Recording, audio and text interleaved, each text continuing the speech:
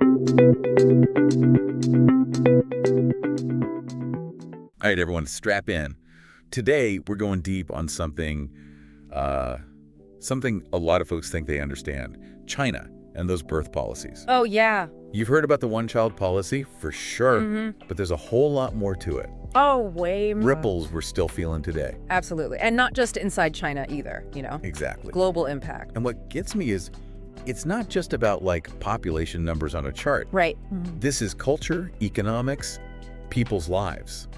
It's almost like a pressure cooker of human nature, You see how people react when things get really intense. A good point. So we got to rewind way back to the 1970s to get the whole picture. Like, it's easy to judge now, but picture China then. Just coming out of crazy times, population's about to hit 1 billion people. Can you set that scene for us? Yes, so much change happening so fast. The country was still kind of finding its feet after all that political stuff, the upheaval. And then you layer on this, population explosion, resources stretched thin, infrastructure creaking. I mean, it was a lot. So I can see why the government felt they had to do something drastic. Oh, absolutely. From their perspective, it probably felt like the only option to avoid a total disaster. Genuinely believed that controlling births was the way to make China stable and prosperous. And that's where this infamous one-child policy kicks in, right? 1979. But it wasn't just like a suggestion, was it? No. This was hardcore enforcement, levels of control we can barely imagine today, especially in the cities. One child, period, and if you broke the rules, fines that could wipe out a family, pressure to have abortions, even forced sterilizations in some cases. Ugh, that's chilling to even think about. Yeah, no, it was a dark time for many people. What about the impact on families, though, emotionally? Oh, and you got to remember the cultural side here. China, traditionally, huge preference for sons. Carry on the family name, care for parents in old age, all that. So under this one-child rule, if you really wanted a son, the choices families had to make. Awful. Just awful. I'm guessing that this policy, on top of that preference for sons, it made things worse, didn't it? Unfortunately, yeah. It kind of amplified the gender bias that was already there. Ultrasounds were becoming common around the same time, so people could find out the sex of the baby. Combine that with the one-child limit. Oh, so they're choosing to end pregnancies just because it's a girl. Tragically, yes. A surge in sex-selective abortions. And over time, that created this generation of missing women, millions fewer women than men in China. Wow. We're still dealing with the consequences of that today. It's hard to fathom the pressure families were under. It really highlights the human cost of this policy. Even with, the best intentions, you can have these ripple effects you never anticipate. You're right. But setting aside the human cost for a second, did it work? Did it actually do what they wanted? Did China's population growth slow down? Oh, there's no doubt about that. Birth rates plummeted after the one-child policy came in. By the late 80s, things had slowed down enough that the government could focus on other things. Economic development, healthcare, education. It definitely played a role in China becoming the economic powerhouse it is today. Okay, so on one hand, slower population growth, which helps them economically. On the other hand, this enormous cost in human suffering and these big social imbalances. How do you even weigh those two things? Yeah, it's the problem, isn't it? This is classic, unintended consequences. Things are always more complicated than they seem. And that's what we're going to dig into, right? We're living with the long-term consequences now. Exactly. They hit their initial goal, slowing down the population. But that created a whole new set of issues that China, and honestly, the whole world, has to figure out. Okay, so before we get to those issues, I'm curious about the mechanics of this policy. It wasn't just about punishing people, was it? Were there any, perks for following the rules? Oh, for sure. They had the stick and the carrot approach, right? Alongside all the penalties, they offered incentives for couples who stuck to one kid. Better housing, better access to education and healthcare for their child. They even had these campaigns glorifying the only child, they were model citizens, got special treatment. So it wasn't just about enforcing the rule, but changing how people thought about families, too. Exactly. Huge propaganda campaigns trying to make having one child seem patriotic, like you're doing your part for the nation.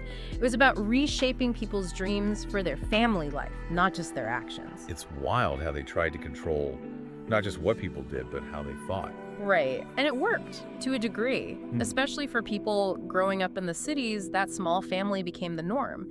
But of course, it also led to a lot of tension and things they didn't expect. Okay, so let's make sure we've got the timeline straight. One-child policy, 1979. Did they just leave it untouched for, like, decades? No, there were some tweaks and exceptions over time. Out in the rural areas, for example, families needed kids to help on farms. They were usually a bit more flexible. And most ethnic minorities weren't subject to the policy at all. So they realized a one-size-fits-all approach wouldn't work in such a huge, diverse country. Exactly. And as they saw more of those unintended consequences popping up, they started making more adjustments. But as we'll get into next time, those changes were often too little, too late, and didn't really solve the core problems. That's a great point. So for everyone listening, when we come back, we're going to dive into those unintended consequences and how China's birth policies kept changing in response to the problems they created. Yeah, this gets really interesting, folks. Stick with us. So we spent a good amount of time talking about how the one-child policy got started and how it was enforced in China. Now we've got to get into those long-term consequences, the ones we're seeing play out right now. Yeah, it's almost like, when you're watching one of those slow-motion train wrecks. Yeah. You know it's going to be bad, but you just can't look away. That's a good way to put it. Remember we talked about that balloon metaphor? Inflating one end and deflating the other, it makes it unstable. Right. That's kind of where China's at. Demographically, they slowed down population growth, no doubt, but now they've got this rapidly aging population and not enough workers to support them. So let's break that down a little. What does this demographic shift actually mean, like in real life? Well, the most obvious thing is the economic impact. Fewer workers means slower economic growth, less innovation, lower productivity, the whole 9 yards. And that has a ripple effect, not just in China, but globally too. Yeah. That's something I think about a lot. Like, we're all so reliant on China for manufacturing, trade. If they slow down, everyone feels it. For sure. And then there's the pressure on their social safety nets, especially pensions.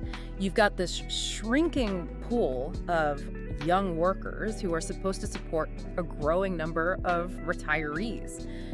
That system is really strained right now. Isn't that a problem in a bunch of countries, though?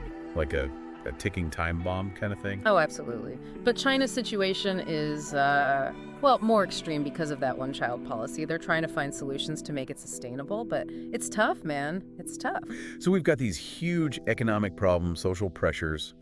But what about the human element? What's it like for the people living through this? Imagine, right, you're a young person in China today. Crazy competition for jobs, education, even marriage partners because of that gender imbalance we talked about. Yeah. And on top of that, you're probably an only child, which means you're expected to take care of both your parents as they age.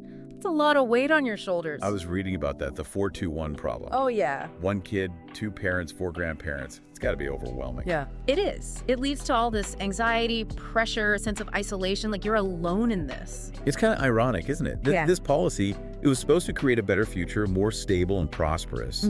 But it ends up putting this huge burden on the generation it was supposed to help. Yeah, it's a classic example of how messing with social structures can backfire. Human behavior, social dynamics, these things are complicated. So, knowing all this was happening, how did the Chinese government react? Did they just keep the one-child policy and hope for the best? Nah, they couldn't ignore it forever, right? All the evidence showed it was causing more problems than it was solving. So they started to loosen up. In 2016, they went to a 2-child policy. Oh, so a step in the right direction. Did that fix things? Well, not really. Even with that change, birth rates didn't bounce back the way they thought. After decades of that one-child message, it seems like people's mindsets had shifted. Smaller families became the new normal. It's like it started as this top-down rule, but then it became part of the culture almost. Yeah, exactly. By 2021, the government was getting really worried. They upped it to a 3-child policy. Really? But even that didn't move the needle much.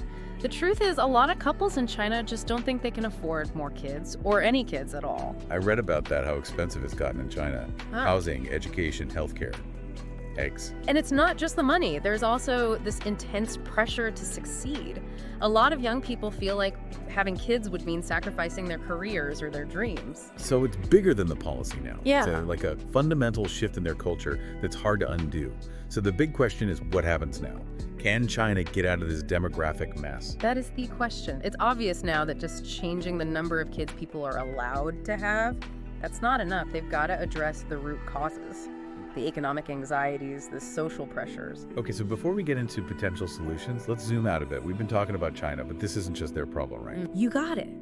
This is happening in a lot of developed countries. Birth rates are down, populations are aging, and the workforce is shrinking. What's happening in China, it's like a warning sign for everyone else. So what can we learn from what they've gone through? What are the takeaways that apply to, like, the rest of the world? I think the biggest lesson is that population policies, no matter how well-intentioned, they can have these unintended consequences that last for generations. Trying to control something as personal and complex as having kids, it's risky. You've got to think long and hard about what you might be setting in motion. Yeah, there's no such thing as a quick fix when you're talking about society and people's lives. Nope. And it really shows how important it is to understand the culture and the economic realities on the ground. What looks good on paper might play out very differently in the real world. So as we head into the final part of our deep dive, I think the question everyone wants answered is, what's next? Can China turn this around? And what can we learn from all of this for our own countries? Those are the questions we're going to tackle next. Stay with us. All right, so we've covered a ton of ground here, the history of China's policies, the consequences, how it fits into the bigger global picture. But now for the big question. What's next? Can they actually fix this? And what can the rest of the world learn from what China's going through? Yeah, the million-dollar question, right? Right. If I had a crystal ball, I'd be a rich woman. But I can give you some potential scenarios, what China's trying to do right now to change course. Right, so lay it on us. What are the possibilities here? Well, one option is that China goes all in on policies to try and get those birth rates up. Okay. Maybe even go beyond the three-child policy.